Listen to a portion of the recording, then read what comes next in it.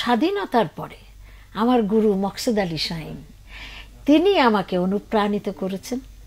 এবং আমি যখন আমাকে এসে বললেন, উনি আমাদের পরিবারের সাথে খুব সম্পৃক্ত ছিলেন, উনি যখন এসে বললেন যে মা তুই যদি একটু লালনের গান করতিস, একটু শিখতিস, তাহলে খুব ভালো হতো। আমরা দূর এসব ফকির ফাকরার গান কি মানুষ গায় নাকি? এই যে এখন নাদান না হলে এই কথাটা এত সহজে বলে ফেলেছিলাম। সে সময় আপনার বয়স? আমি স্বাধীনতার পরপরই তো, আমি তখন ম্যাট্রিক পাশ করেছি মাত্র। উনি একটু মনক্ষুণ্ণই হলেন যে মেয়েটি এইভাবে বলল। তারপরে আমার বাবা বলল যে আচ্ছা মা, গান শিখে রাখতে তো কোনো অসুবিধা নেই, তোমার ভালো লাগলে গেও, না লাগলে না গাবে, কিন্তু গান শিখে রাখতে কি কোনো অসুবিধা আছে? তো কথাটা আমার মানে আমার বাবা আদর করে যখন বলছেন, তো বললো কি যে তোর বেশি গান করতে হবে না, তুই একটা গান শেখ, তোর যদি ভালো লাগে তাহলে তুই আবার আবার শিখে করিস। যে বিষয়টা ঘটেছিল সেটা হচ্ছে যে একটা ঐশ্বরিক অনুরণন ঘটেছিল আমার ভেতরে। আমাকে কে যেন ইঙ্গিত করছে যে তুই সাইজির গান কর। এখন আমার মনে হয়েছে আমি কত নাদান ছিলাম যে আমি সাইজির গানকে অবজ্ঞা করে বলেছিলাম যে সব ফকির ফাকরার গান করব না। কিন্তু সাইজির গান করে আবার আস্তে আস্তে আত্মশুদ্ধির এতটুকু চিহ্ন ভেতরে সুযোগ পেয়েছি।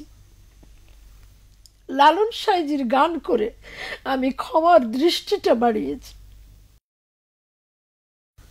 দু লাইন শুনবো। বাড়ির পাশে আশ্বিনগর। আমি একদিন না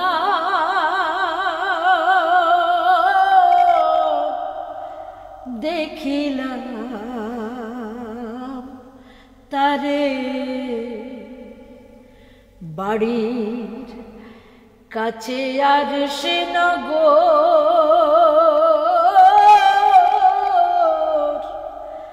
সেথা পড়শি বসত করে, এক ঘর পড়শি বসত করে। আমি একদিন না দেখিলাম তারে। গিরাম বেড়ে অগাধ পানি,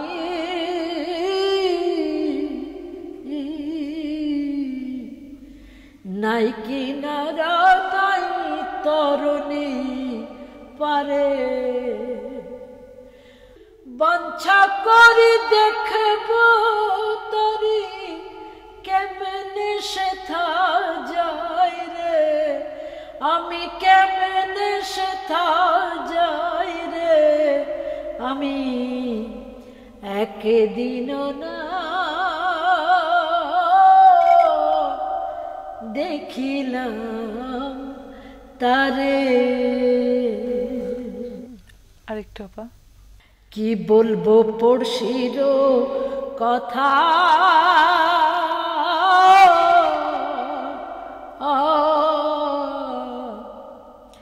হস্ত পদ স্কন্ধ মাথা নাই রে। ক্ষণিক থাকে শূন্যের উপর, ক্ষণিকে ভাসে নীরে, ও সে ক্ষণিকে ভাসে নীরে। আমি একদিন না দেখিলাম তারে।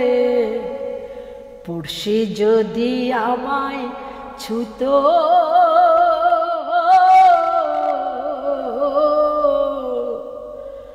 জমযাতনা সকল যেত দূরে।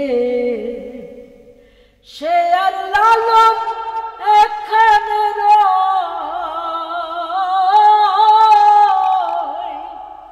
সে আর লালন এখানে রয়, লক্ষ যোজন ফাঁকরে তবু লক্ষ আমি একদিনও না